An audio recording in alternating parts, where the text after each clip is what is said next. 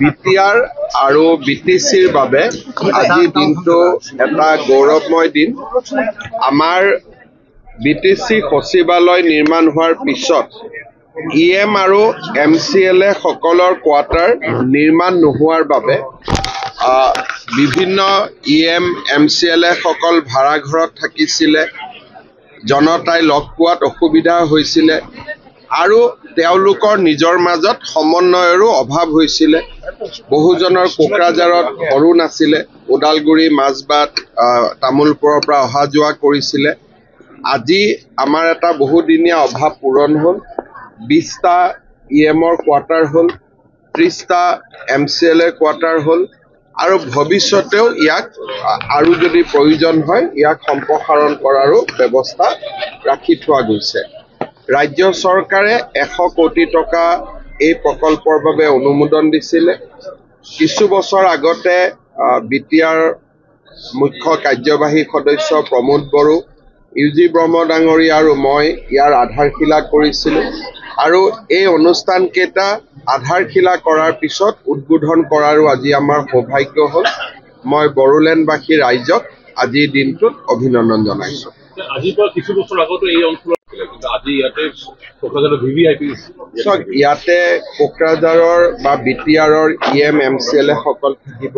অলপ আগলৈ গৈ কোকৰাঝাৰ বিশ্ববিদ্যালয়ৰ স্থায়ী কেম্পাছ নিৰ্মাণৰ কামো লাহে লাহে আমি আৰম্ভ কৰিম আৰু মই ভাবোঁ যে কোকৰাঝাৰ বা বিটিআৰৰ আটাইবোৰ অঞ্চলে বিকাশৰ গতিৰ লগে লগে ধুনীয়া হৈ গৈ আছে আৰু গৈ থাকিব। স্যাৰ, আপোনাৰ কাৰ্যকালত অসমে এটা ধনাত্মক পৰিৱৰ্তন পাইছে। অনাগত সমস্যাত স্যাৰ অসমক লৈ আপোনাৰ কি?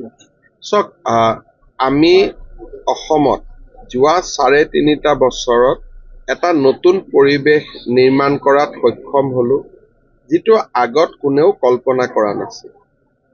এতিয়া যিখিনি আমি কাম কৰিলোঁ, বিটিআৰতে হওক, অসম চৰকাৰতে হওক, এই কামখিনিক যদি আৰু কেইটামান বছৰ এই ধৰণে লৈ যাব পৰা যায়, তেতিয়াহ'লে আমাৰ অসমখন ভাৰতৰ ভিতৰতে এখন শ্ৰেষ্ঠ ৰাজ্য হ'ব। শৈক্ষিক কাঠামো বনিছে, কলেজ বনিছে, কিন্তু কলেজ এখন হোৱাৰ লগে লগে তাক প্ৰকৃত মহাবিদ্যালয়লৈ ৰূপান্তৰ কৰিবৰ বাবে আৰু 5টা বছৰ লাগে। মেডিকেল কলেজ হৈছে, তাক গ্ৰ' কৰোঁতে আৰু 5 বছৰ লাগে। এই ধৰণে আমি কামবিলাকৰ গছ জুপি আমি ৰুইছোঁ, কিন্তু তাক ডাঙৰ দীঘল কৰিব লাগিব। আৰু যদি আৰু 5টা বছৰ অসমে এনেকৈ এটা শান্তিৰ পৰিৱেশ পায়, অসম ভাৰতৰ ভিতৰতে এখন শ্ৰেষ্ঠ ৰাজ্যত পৰিণত হ'ব। স্যাৰ, অনাগত সমস্যাত বিটিআৰ আৰু বিটিচিৰ বাবে আজি দিনটো এটা গৌৰৱময় দিন।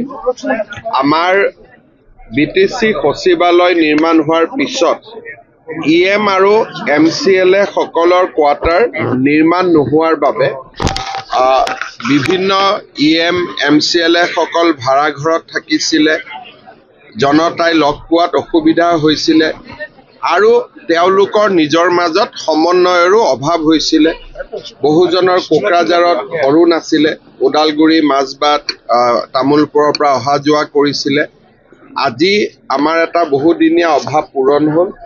20টা ইএমৰ কোৱাৰ্টাৰ হ'ল, 30টা MCLA কোৱাৰ্টাৰ হ'ল আৰু ভৱিষ্যতেও ইয়াক আৰু যদি প্ৰয়োজন হয় ইয়াক সম্প্ৰসাৰণ কৰাৰো ব্যৱস্থা ৰাখি থোৱা গৈছে। ৰাজ্য চৰকাৰে 100 কোটি টকা এই প্ৰকল্পৰ বাবে অনুমোদন দিছিলে।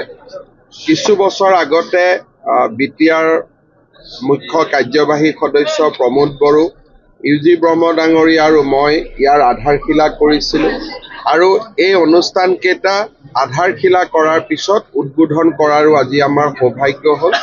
মই বড়োলেণ্ডবাসী ৰাইজক আজিৰ দিনটোত অভিনন্দন জনাইছোঁ। আজিৰ পৰা কিছু বছৰ আগতে এই অঞ্চলত